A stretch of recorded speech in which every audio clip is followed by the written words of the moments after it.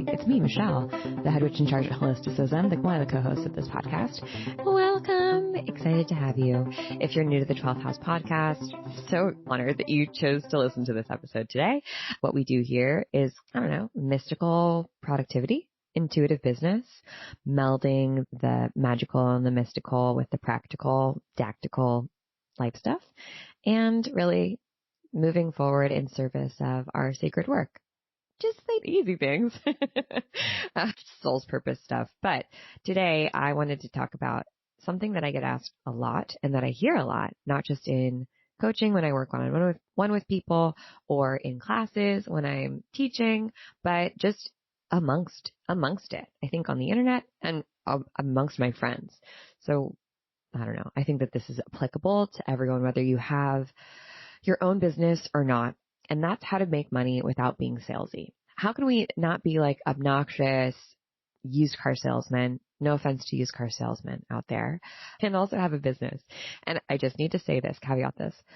To have a business, you have to sell things. I know I say that a lot. I think it bears repeating because there's something just so cringe and embarrassing for, I think, a lot of us around making money.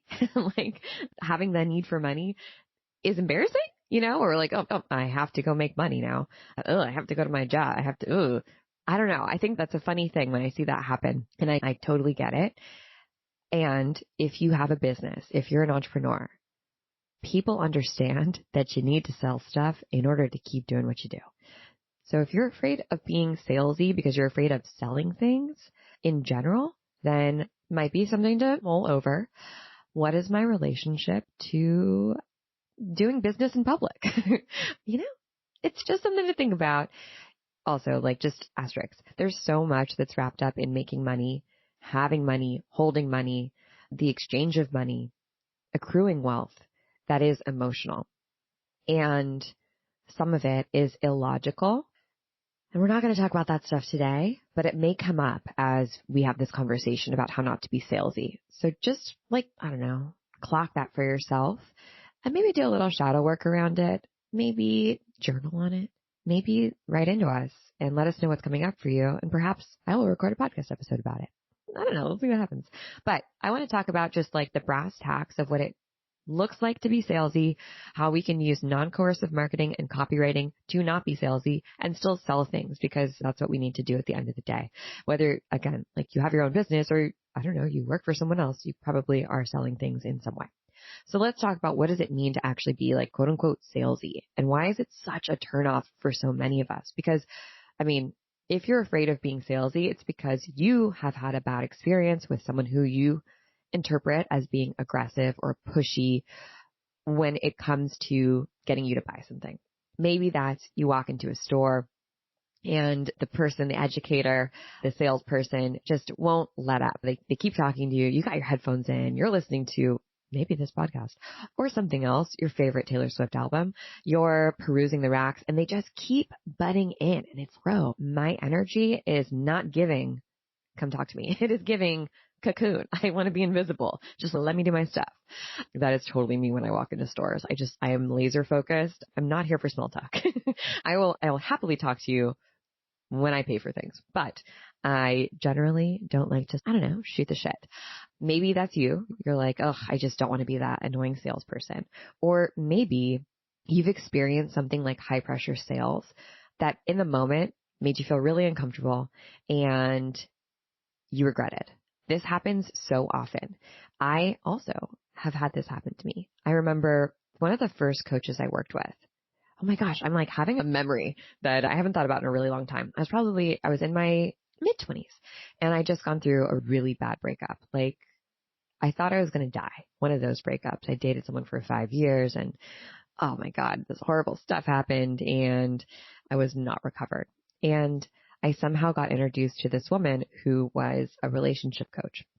And I just want to throw out there that I think there are amazing coaches out there. And I think there are also like not so great coaches out there. Just like with everything, right? There's great teachers out there and shitty teachers. There's wonderful doctors and doctors that really make you question Western medicine. It's a spectrum. And this woman who was a relationship coach, she got on the phone with me. And when I'd seen her, heard from her, she reached out to me initially. I was like, okay, like, I don't know if I'm like picking up what you're throwing down. She's talking a lot about divine feminine stuff, but I like get it. And also maybe I should try that because, or like, entertain some of these concepts because I obviously am not good at this thing. And this person seems like they know a lot more than me.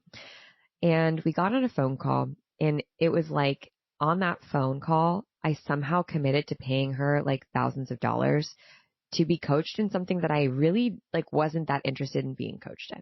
Like she was someone who really helps women who have been single for a long time get married. And I was like, I'm 25. I don't know. I don't know if I like really, that's the direction I want to go in. But I somehow just like crumbled under this pressure that I felt from her. And I don't think she's a bad person. I think this is how a lot of coaching is taught, is high pressure sales and exaggerated claims and manipulative language.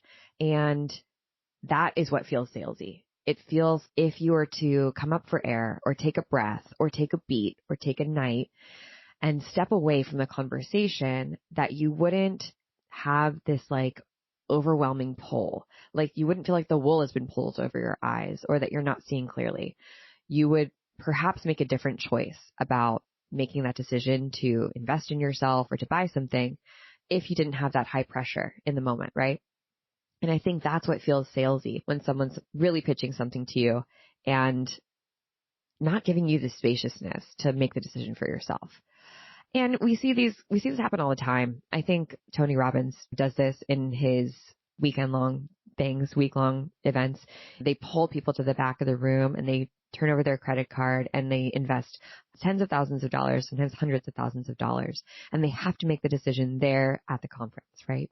MLMs, a perfect example of salesy experiences where someone is just relentless in talking to you and maybe trying to manipulate you or make you feel bad or prey on their relationship with you in order to get you to buy something. I also think that a lot of manifestation talk and a lot of coaching uses these tactics in order to sell. If you don't do this manifestation stuff, then you're going to be punished. Or if you don't follow exactly what I do, then you're never going to make money and you don't actually want what you say that you want. Salesy and manipulative language shows up in tons of different ways. And I think it's a little bit like porn. You know it when you see it.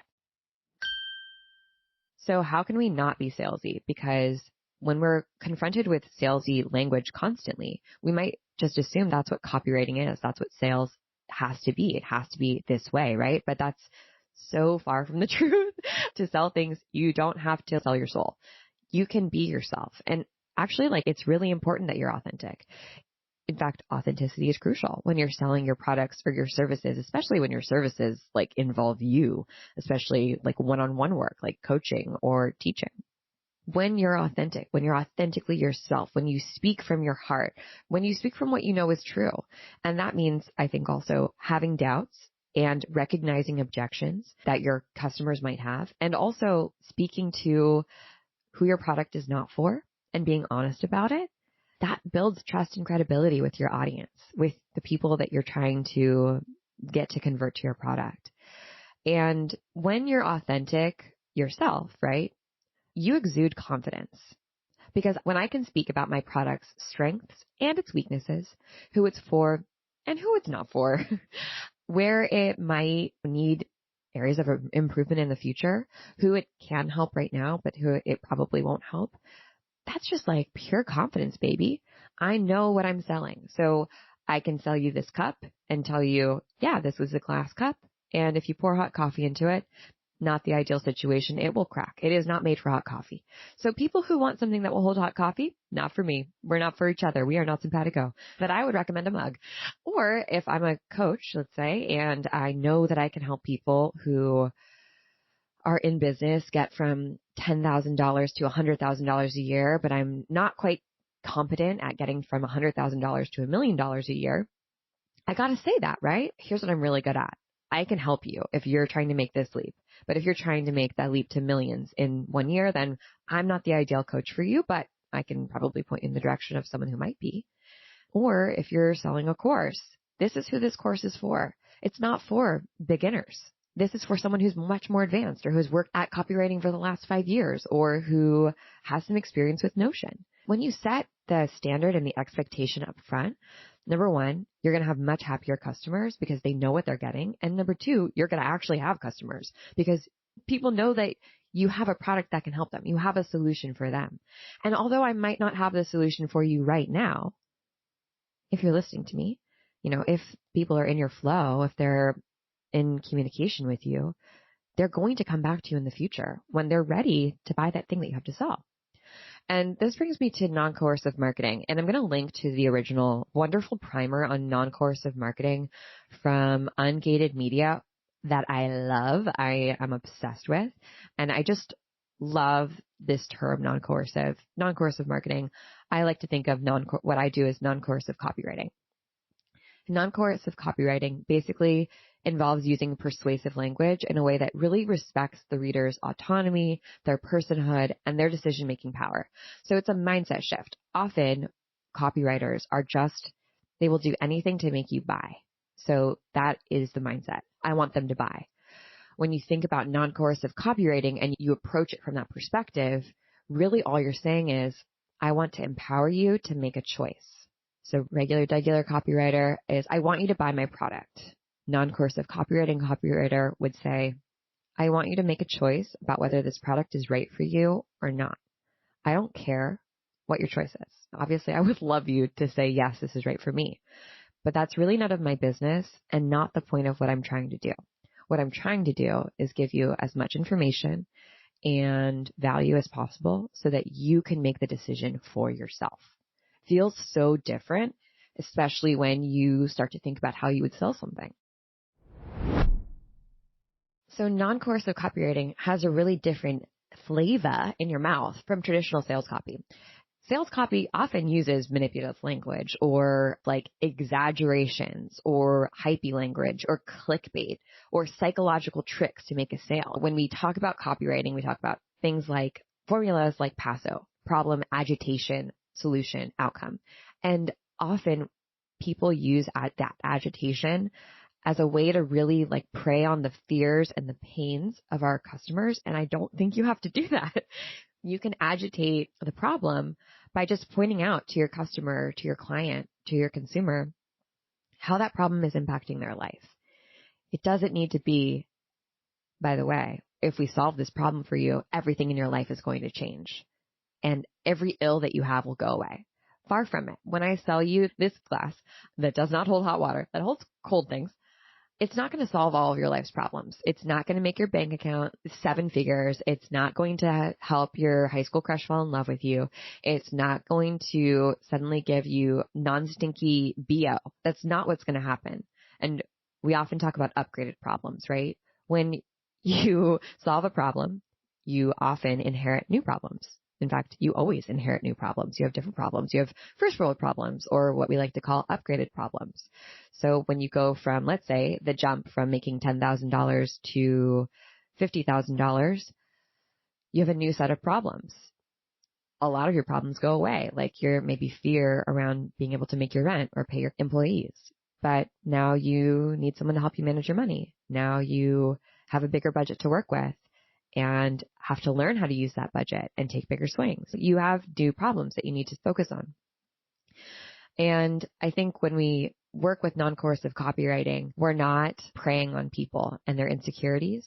We're noting how what's coming up for someone is impacting their life in the long haul. And we're just showing them that there's potentially another answer, but it's not the only answer and it's not going to fix everything in your life, but it can possibly, this thing I have to sell you can possibly solve a problem for you. Also, non-coercive copywriting generally provides valuable information. So, like I said, you're empowering someone to make a choice or a decision as opposed to getting them to just buy something, right? Waving something shiny and flashy in front of them. The way to do that is to effectively coach someone up. And that's what we're doing when we're writing copy. We are taking someone on a journey from the beginning of our email to the end of our email. There is an evolution. There's a new perspective shift that we've offered our customer or our client. And that perspective shift happens regardless of whether they're going to buy our product or not. That perspective shift comes from teaching them something new, giving them more information, giving them examples, giving them social proof. It really is coaching, helping them with that mindset shift. So providing value is always non-coercive, in my opinion. And non-coercive copywriting can also look like storytelling because that helps people, again, see a new perspective, but also relate. Like this is for me, or maybe it's not for me because I can't relate to this story at all. For example, you might have related to my story about that coercive coach who got me to pay thousands of dollars for dating coaching that I wasn't that interested in. And you're maybe raising your hand and you're like, oh my God, I've totally been there. And there was no refund policy. That was a story that got you to buy in and to relate. And instead of selling you on how amazing non-coercive copywriting is because it's going to make you boatloads of money, I told you a story that helps you see how, well, maybe this other option might be right for me. How do we actually apply non-coercive copywriting in our lives and to the work that we do? First, practice and start to clock when you see examples in the wild of non-coercive copywriting. I think it's also helpful to clock those really icky signs of copywriting, the stuff that feels manipulative or cheap or salesy, for lack of a better term. I take screenshots of ads that I see on Instagram that are that really skeeve me out. And I try to figure out what about this feels wrong? Often it's a huge exaggeration or something like, if you landed on this page, you are destined to see this information. I feel like that is so just preying on people and weird. And honestly, I'm not landing on your ad, on your manifestation page because I was meant to be here. I'm landing on your page because you targeted me with Facebook ads. You clicked that you wanted to reach 30 to 35-year-old women who lived in the east side of Los Angeles, who are interested in astrology and spirituality, who make X amount of dollars, who are entrepreneurs. And I happen to fall into that category. And so I got your ad because you decided that I was going to get your ad. It is not some fate of God or some amazing synchronicity. You're a mastermind, baby, just like Taylor Swift. You planned that. You designed that. Obviously, you can tell that I have a clear example in my mind when I've seen this. But to me, that is so out of integrity with especially spiritual teachers, people who are teaching wellness, which I think a lot of us are who are in the wellness space. So clock for yourself when you see good examples in the wild and also bad examples and try to point out what exactly feels icky about this. Not it just gives you a bad vibe, but is there specific language? Are there words? Are there turns of phrase that just make me feel weird? Maybe the language is really formal and it doesn't feel like I'm talking to a person or I'm listening to a person. That can feel salesy too when you go into robot mode. Also, focus on your readers' needs, their desires, and where they're at, as opposed to just trying to make a sale. Again, listen to what their problem is. And you know that saying, when you have a hammer, everything looks like a nail? It's the same. When we have a product, everyone looks like someone who could buy our product. But that just isn't the case. So remember, who is my ideal client? What is their problem? How can I reach my ideal client? Not just any random old person on the street, but the person who really is right for what I have to offer. And you can be persuasive without being manipulative. For example, you can show social proof. You can show testimonials. You can show evidence of how your former clients or your students have improved their lives using quantitative examples. You also can provide really detailed information about your product or the service that you offer. When you do this, you're being transparent. And the more transparency that you can provide when you're marketing, the better, because that lack of transparency is what makes us really become skeptical and question whether something's right for us or not, because it asks us to just take a leap. Have you ever heard someone tell you that if you really wanted to up level, you would invest in yourself? If you really wanted to see a change, you would figure out how to get $5,000 to invest in yourself?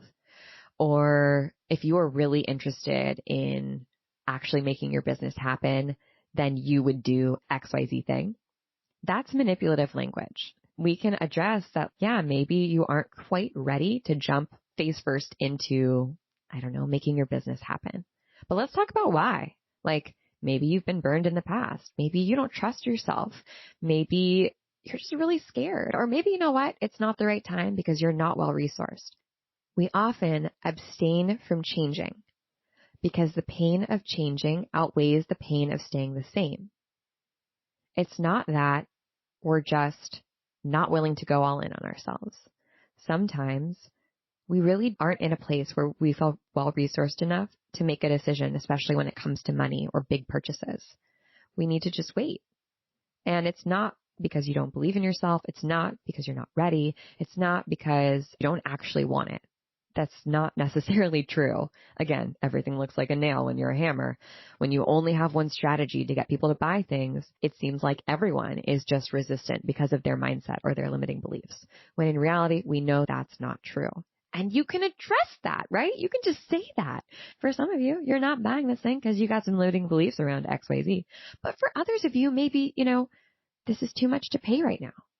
Which, by the way, is a great time to offer a payment plan, is a great time to offer scholarships, is a great time to offer sliding scale. If you really want to convert that person, how can you solve their problem? Again, focus on their needs and desires, if that's what you want to do.